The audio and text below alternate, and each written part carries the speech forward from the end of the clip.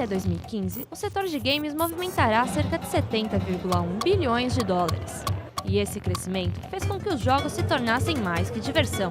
Viraram também ferramentas de aprendizado. Na medida que o aluno desenvolve essa estratégia, ele atinge os objetivos, ou seja, ele vence o jogo. Então, quanto mais estratégia ele tiver, mais oportunidade, mais possibilidade ele tem de vencer.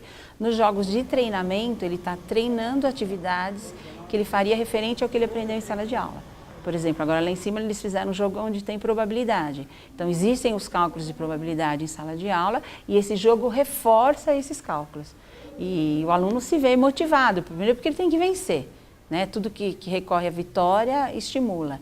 E ele está aplicando esses conhecimentos que ele já viu em sala de aula. No Brasil, a iniciativa do uso dos jogos na educação ainda é tímida, mas os efeitos no processo de aprendizado são um tema cada vez mais presente. Eventos como o Games for Change discutem para que servem e como os efeitos positivos podem ser ampliados. A gente vê o efeito positivo dos games de duas formas, são dois efeitos principais.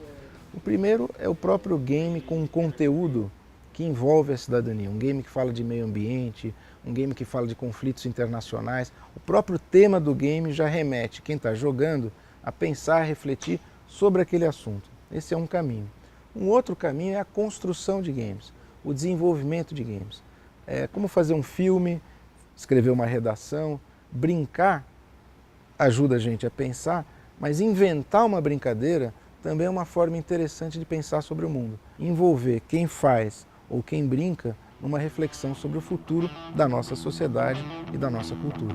Jogos educativos passam informações de forma implícita. Brincando, os alunos colocam o conhecimento em prática. Aí eles se identificam com o jogo e acham a ideia bem interessante.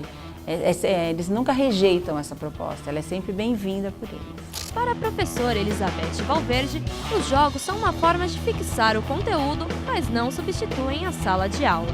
Sempre como um complemento da aprendizagem, nunca anterior. Na memorização das práticas, dos exercícios, ao invés de você dar uma lista de exercícios enorme, que ele tem que memorizar algumas técnicas, no jogo, pelo fato de ser lúdico e dele estar ali manipulando o tempo todo, esse conhecimento acaba vindo com mais facilidade.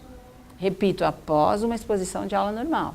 Porque se a gente fizer só o jogo pelo jogo, ele não acrescenta nada. Ele tem que entender que ali dentro tem um objetivo de aula. Games para fins comerciais, com temas como mitologia e Segunda Guerra Mundial, instigam jogadores a conhecer mais sobre o assunto. Por mais que seja comercial, tem um lado educacional no God of War, por exemplo.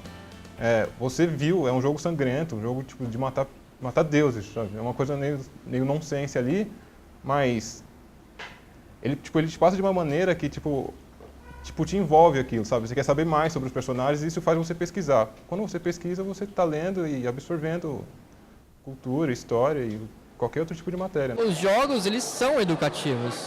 Eles não são didáticos, mas eles são coisas culturais, assim. Várias coisas se aprendem com os videogames, assim. Inclusive línguas, cultura, todo tipo de conhecimento ele pode ser passado com entretenimento.